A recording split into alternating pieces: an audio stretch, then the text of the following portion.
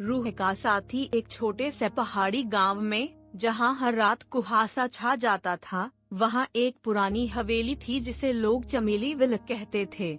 यह हवेली सालों से सुनसान थी। लोग कहते थे कि वहां एक भूतनी रहती है, जिसे रात में चमेली के फूलों की महक के साथ महसूस किया जा सकता है। लेकिन वह भूतनी किसी को नुकसान नहीं पहुंचाती थी, बल्कि अकेलेपन में बस अपने किसी साथी की तलाश करती थी। अमन का आना। गांव में एक लड़का अमन आया जो शहर से था। वह एक लेखक था और अपनी नई किताब के लिए प्रेरणा की तलाश में उस गांव में रहने आया। अमन ने उस पुरानी हवेली को किराए पर लिया, यह सोचकर कि यह शांत जगह उसके लेखन के लिए सबसे बेहतर होगी। गांव वालों ने उसे मना किया, लेकिन उसने उनकी बातों को हंसी में उड़ा दिया। पहली रात अमन ने महसूस किया कि कमरे में चमेली की तीखी खुशबू फैल गई है। उसने खिड़की से बाहर झांका, लेकिन वहां कोई नहीं था। फिर उसने सोचा कि शायद यह उसकी कल्पना का हिस्सा है और सो गया। पहली मुलाकात अगली रात, जब अमन अपनी कहानी लिखने में व्यस्त था, तो उसने देखा कि उसकी कलम अपने आप चलने लगी। वह चौंक गया और डरते हुए खड़ा हो गया। तभी एक नरम और मधुर आवाज आई, डरो मत, मैं तुम्हें नुकसान नहीं पहुंचाऊंगी। अमन ने पलटकर देखा। उसके सामने एक सुंदर युवती खड़ी थी। उसकी सफेद साड़ी हल्के कुहासे जैसी लग रही थी और उसके लंबे काले बाल चमेली के फूलों से सजे थे। तुम कौन हो? अमन ने कांपते हुए पूछा। मेरा नाम चमेली है, मैं इसी हवेली में रहती हूँ, उसने मुस्कुराते हुए कहा। दोस्ती का आरंभ। अमन को धीरे धीरे समझ आया कि चमेली एक आत्मा है, लेकिन वह किसी भी प्रकार की बुरी आत्मा नहीं थी। वह बहुत दयालु और शांत थी। वह हर रात अमन के पास आती और उसकी कहानियों को पढ़ती। कभी कभी वह अपनी कहानियाँ भी बताती।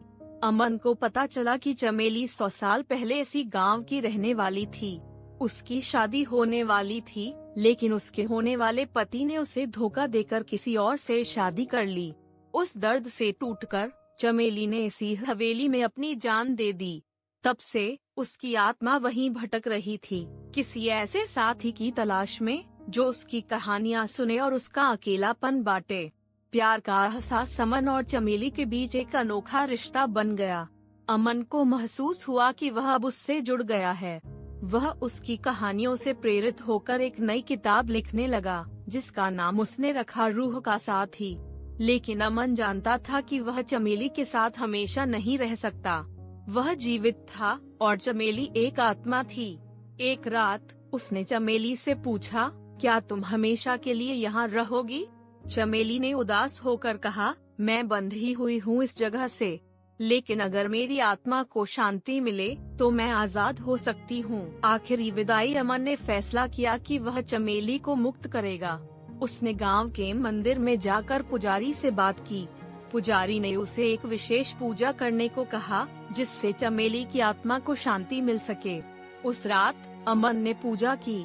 जैसे ही मंत्र खत्म हुए, चमेली उसके सामने प्रकट हुई। उसकी आंखों में आंसू थे, लेकिन वह मुस्कुरा रही थी। अमन, तुमने मुझे वो सब दिया जिसकी मैं सदियों से तलाश कर रही थी। अब मेरी आत्मा को शांति मिलेगी। धन्यवाद। और धीरे धीरे चमेली की रूह चमेली के फूलों की महक के साथ हवा में विलीन हो गई। अमन की किताब। अमन ने अपनी किताब पूरी की, जो बहुत बड़ी सफलता बनी। लेकिन वह चमेली को कभी नहीं भूला। जब भी वह चमेली की खुशबू महसूस करता, उसे लगता कि वह कहीं न कहीं से उसे देख रही है। गांव में अब भी लोग कहते हैं कि हवेली से अब कोई डरावनी कहानी नहीं सुनाई देती। वहां से बस कभी कभी चमेली के फूलों की हल्की खुशबू आती है, जो अमन और चमेली की अनोखी दोस्ती की गवाह है। यह कहानी हमें सिखाती है कि हर आत्मा को शांति और प्यार की जरूरत होती है। Smiley face.